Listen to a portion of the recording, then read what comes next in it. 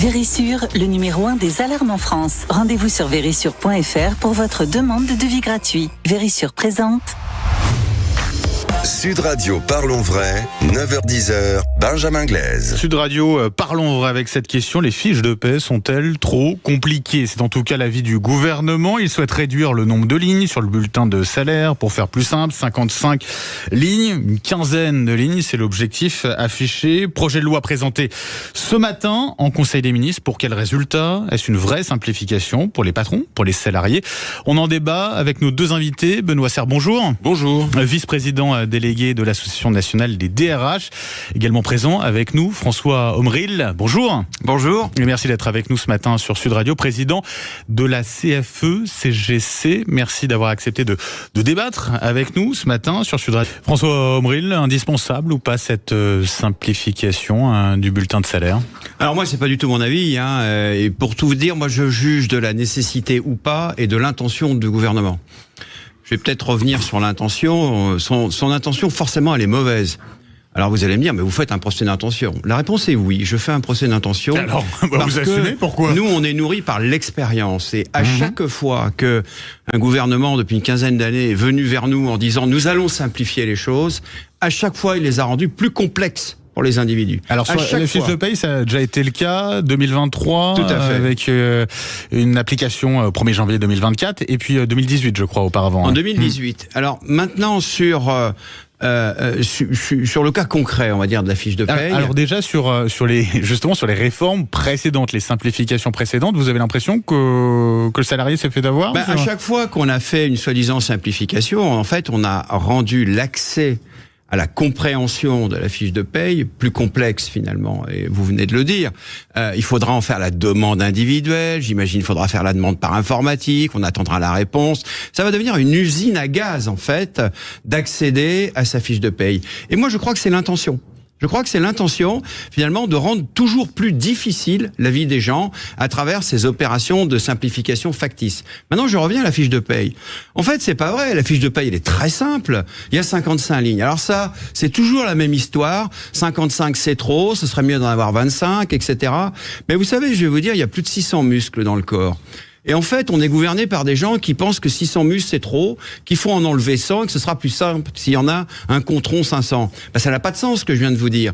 Eh bien, en fait, les intentions du gouvernement n'ont aucun sens. Parce que les gens sont intelligents. Quand on conduit un camion, quand on construit des hélicoptères ou des sous-marins, quand on est directeur d'agence dans une banque ou au guichet, on est capable de lire sa fiche de paye et de prendre l'habitude de voir quels sont les pourcentages et où vont les cotisations et à quoi ça sert. En fait, c'est pas si compliqué que ça. Finalement, c'est linéaire pour le coup. Et pour finir, ce sont des droits. Il est très important que les droits qu'il y a derrière les cotisations qu'on paye sur nos salaires, eh bien que ces droits soient accessibles, soient lisibles. Et ce n'est pas si compliqué que ça. Et l'intention du gouvernement est de rendre illisible l'accès aux droits. Elle cache quoi cette opacité? Allons au bout des choses. Selon vous? On commence par enlever la ligne et puis après, au final, on dit finalement, petit à petit, on attaque les droits. Moi, c'est très exactement ce que je pense. Je vais prendre un exemple. Quand Emmanuel Macron a supprimé la cotisation salariée à l'assurance chômage, derrière, il y avait un projet politique. Qu'est-ce qu'il a fait? On avait 2,4% de cotisation salariée à l'assurance chômage. Il l'a remplacé par une augmentation de la CSG de 1,85%. Et il a dit aux gens, je vous fais gagner du pouvoir d'achat parce que vous aviez 2,4%. On passe à 1,85. Vous voyez, c'est simple. Mais derrière, l'intention politique, c'est quoi? Eh bien, on est en train de le vivre actuellement. C'est que l'État met la main sur l'assurance chômage en disant, finalement, maintenant, c'est nous qui payons. Puisque la CSG, c'est nous, l'État. Avant, c'était vous qui payez. C'était un peu plus compliqué pour nous. Maintenant qu'on a transféré la cotisation sur la CSG, c'est nous les patrons et on va reprendre l'assurance chômage. On va durcir les conditions d'indemnisation, etc. Derrière toute opération de simplification, il y a un projet politique. Benoît Serre, projet politique, est-ce que vous faites aussi ce procès d'intention au gouvernement ou pas? Non, je ne fais pas de procès d'intention au gouvernement. Moi, je regarde quel impact ça a dans...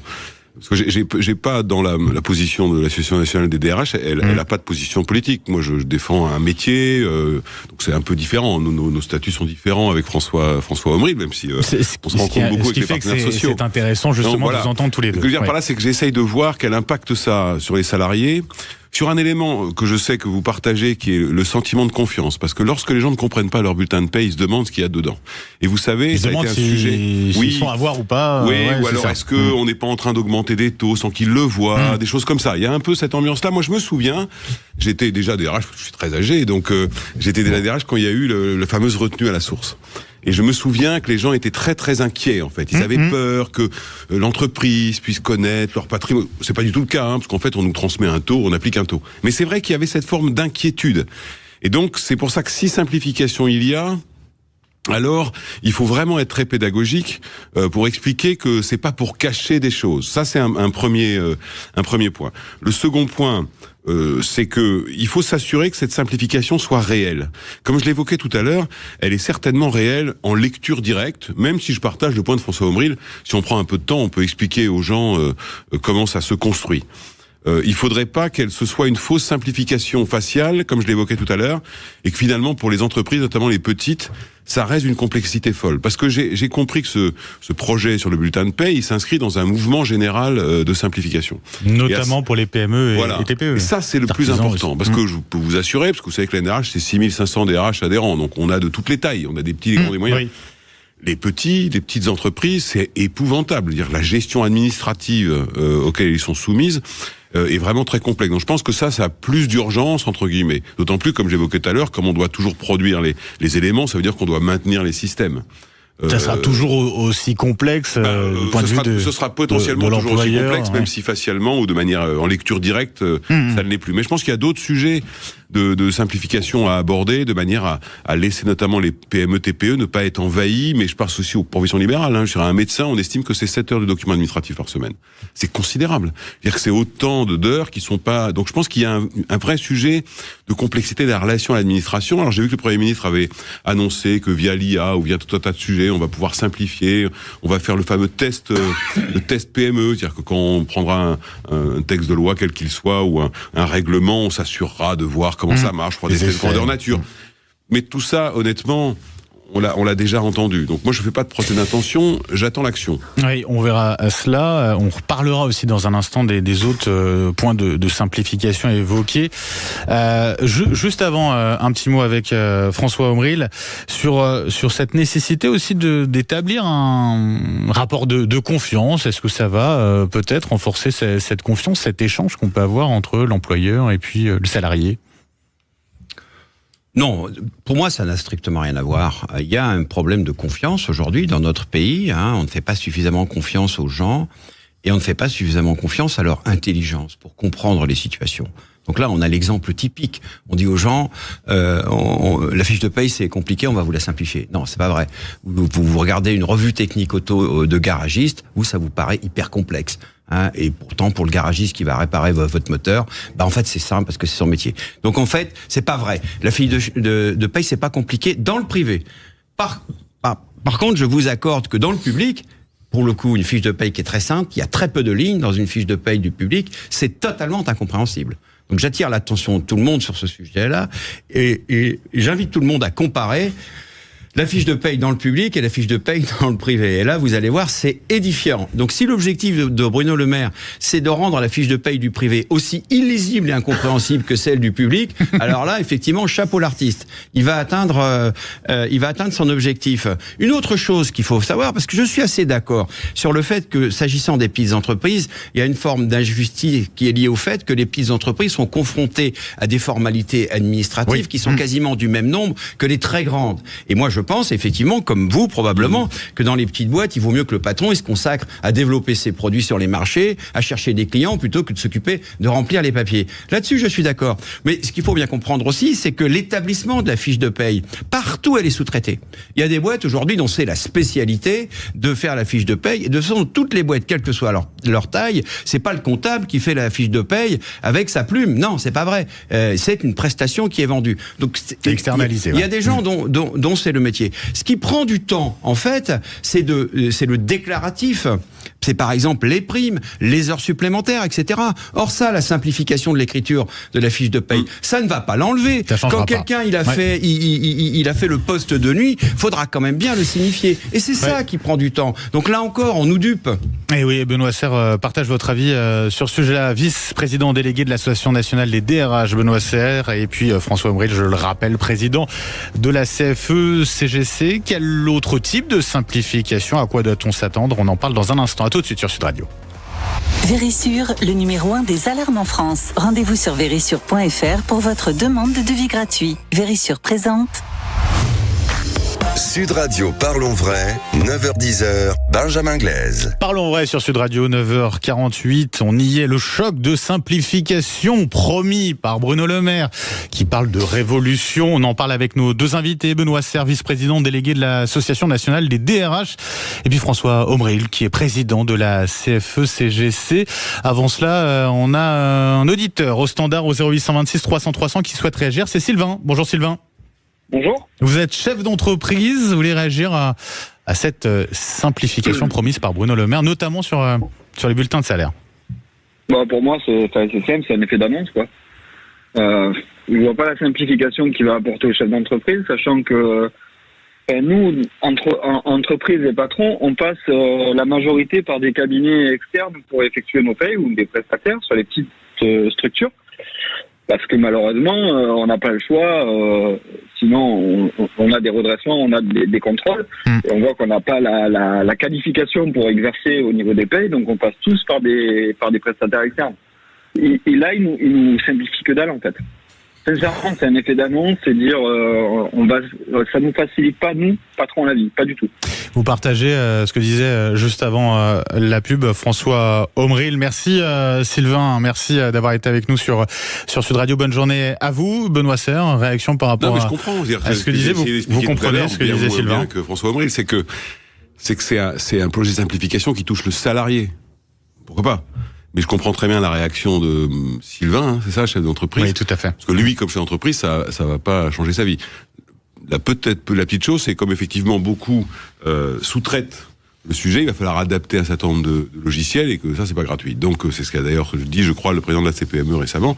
Il y a quand même un coût pour les TPE, PME, parce qu'il va falloir modifier. Donc, cette simplification commence par un coût. Mais elle a un intérêt pour le salarié. On n'est pas complètement d'accord avec François Omril là-dessus, mais elle a un intérêt pour le salarié. Mais effectivement, pour l'entreprise, je suis pas sûr que ça change grand-chose, puisqu'elle doit continuer à maintenir les mêmes informations.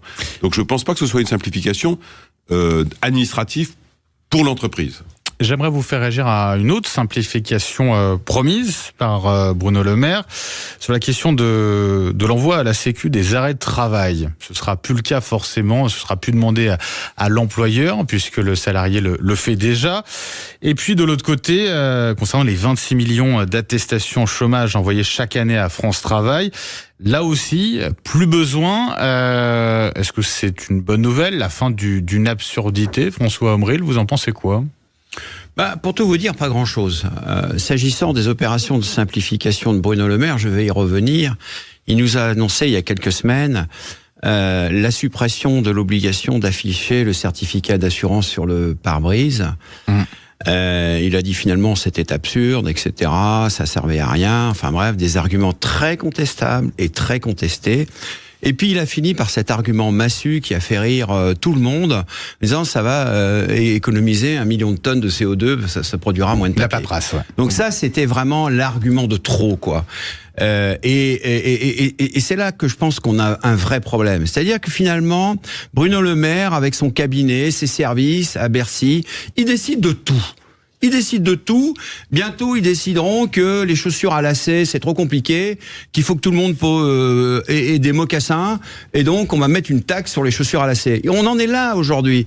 Et moi, j'aime pas ces gens qui veulent me simplifier la vie, alors que je n'ai rien exprimé de particulier sur ces sujets-là. On nous prend pour des enfants, quoi, là-dessus. Exactement, ouais. On nous prend pour des enfants. Donc s'il y a un problème sur les arrêts de travail, on en discute, je crois qu'on est là pour ça. Sur la transmission, des arrêts de travail, on consulte les partenaires sociaux, on leur dit est-ce que c'est un sujet, qu'est-ce que vous en pensez, on vous propose ça, est-ce que c'est une bonne idée? En amont, on travaille, on expertise les questions, et au final, on donne un avis. Et après, on décide. C'est pareil. Non, mais là, là, il y a quelqu'un, il y a un crâne d'œuf dans un bureau, le bureau 622 du 3e étage de la grande barre de Bercy, qui dit j'ai une idée de génie. Ouais. Voilà, il a mangé 2 pizzas, il a bu 3 bières. Il dit j'ai une idée de génie, on va supprimer ça va simplifier. Et grâce à ça, Bruno Le Maire, il va pouvoir faire le beau dans une conférence de presse. Nous, on en a marre de ça, en fait. Voilà, je vous le dis très sincèrement, on en a ras-le-bol qu'on nous prenne pour des enfants et que des gens définitivement éloignés de nos situations de travail, ils décident de nous simplifier la vie et en vérité, ils ne font que nous la complexifier. Benoît Serre, pour réagir pour revenir à cette question des arrêts de travail, oui. Plus besoin pour les employeurs de les envoyer à la Sécu sur la fin des attestations chômage envoyées à France Travail. C'est quand même un gain de temps, une économie pour l'employeur, non ? C'est un gain d'économie, je suis pas sûr. C'est un gain de paperasserie et de temps, effectivement, mais je pense que d'abord il y a déjà des choses qui sont assez bien organisées. Ensuite, moi j'attends avec intérêt, et je sais que c'est compliqué, hein, l'amélioration des services à distance, des services de l'État, parce que c'est une manière d'avoir des éléments de... Vous savez, on collabore déjà beaucoup à distance en fait, avec l'État, depuis la fameuse DSN, la fameuse déclaration sociale nominative, etc. On a pas mal d'éléments, ce qui d'ailleurs aujourd'hui, dans le temps, a posé des difficultés parce qu'il fallait que les petites entreprises s'adaptent sur un plan technologique. Maintenant, bon, elles le sont plutôt adaptées. Donc ça, c'est un mouvement. Alors, l'économie de CO2 pour faire sourire François Omril, qui me paraît de mauvaise humeur, ça marche aussi pour le bulletin de paye, parce que de 55 à 20 lignes, on n'aura plus qu'une page dans le bulletin de paye, donc on économisera une page pour les millions de salariés français. Mais je pense que ça, c'est des systèmes où on rend un peu plus fluide la contrainte administrative. Mais c'est pas là la complexité, en fait. Si vous interrogez des chefs d'entreprise ou des DRH de petites boîtes, ils vous diront c'est pas là. C'est dans les dizaines de déclarations qui doivent être faites. C'est dans les systèmes de contrôle qui tombent tous les 4 matins. C'est dans les systèmes de reporting. C'est ça le sujet. C'est pour remplir la fameuse, alors c'est un peu technique, la fameuse BDES, la base de données économiques et sociales. Ça, c'est c'est ça, ces sujets-là. Et je trouve, d'ailleurs, là où je rejoins François Omril, c'est que ce sont des vrais sujets de dialogue social. Et je pense que le dialogue social, il doit se situer à 2 niveaux. Un, sur ce type de choses, avec un dialogue social, on va dire national, avec les autorités, entre les confédérations, pour essayer de voir. Et après, si je pouvais émettre un vœu, c'est, je reprends le terrain de la confiance, faire confiance aux entreprises, avec leurs représentants, sur le terrain, pour voir, et écoutez, dans notre activité, voilà, qu'est-ce qu'on peut simplifier, c'est ça un petit peu le sujet, c'est que c'est souvent un peu normé par le haut, quelle que soit l'origine de la norme, on va dire, que ce soit la norme de l'État, que ce soit la norme d'un accord national interprofessionnel quand il est signé, parce que récemment on en a raté un. Vous voyez ce que je veux dire ? C'est plutôt ça les vraies mesures de simplification qui sont attendues, que plutôt de savoir si on transmet ceci, cela. C'est tous les systèmes de contrôle qui vous tombent dessus tous les matins, le fait de devoir maintenir des informations dont tout le monde se fiche éperdument d'ailleurs, parce que ça c'est un problème. C'est qu'on remplit des tas de papiers, on envoie des tas d'informations, personne ne sait à quoi elles servent en fait. Et c'est ça le problème. François Omril voulait réagir à ce sujet. Oui, moi je suis assez en accord avec ce que dit Monsieur Serre. On a une problématique effectivement d'une administration qui consomme de la donnée et on a un peu parfois l'impression que cette boulimie ne débouche pas sur une certaine forme de fluidification des rapports, etc. Donc, pour le coup, là, je suis assez d'accord. Et par ailleurs, moi, je suis pas favorable à ce qu'on atténue ou à ce qu'on supprime les normes a priori, comme si c'était la norme qui pesait comme une contrainte sur les entreprises. Moi, ce que je crois, c'est, comme je l'ai dit tout à l'heure, les entreprises ne sont pas à égalité devant ces contraintes normatives et qu'il faut, s'agissant des petites entreprises, il faut avoir une aide personnalisée. En fait, c'est ça le problème. Il faut que l'administration, le service public, finalement, se dote de cette mission d'aider les petites entreprises et les chefs d'entreprise à affronter ces normes administratives-là, au moins dans un premier temps. S'il est établi que la norme est contre-productive, à ce moment-là, on en discute, là encore, on en discute socialement, on y travaille, et si vous la supprimez, on la supprime. Mais en amont, ce qui est important, je le crois, c'est aider les entreprises qui n'ont pas les moyens de l'affronter en interne à affronter la norme. Et c'est, je crois, une mission plutôt honorable pour les services publics. Et on suivra donc les annonces après le Conseil des ministres de Bruno Le Maire à ce sujet. François Omril, président de la CFE-CGC, merci d'avoir été avec nous ce matin sur Sud Radio. Un grand merci aussi à vous. Benoît Serre, vice-président délégué de l'Association nationale des DRH. Sud Radio 9h57. Dans un instant, Sud Radio Média avec Valérie Expert et Gilles Gonzman qui reçoivent ce matin la journaliste et réalisatrice Camille Lebaumelec. Bonne journée sur Sud Radio. Sud Radio Parlons Vrai, 9h-10h, Benjamin Glaise. Avec Vérissure, le numéro 1 des alarmes en France. Rendez-vous sur vérissure.fr pour votre demande de devis gratuit.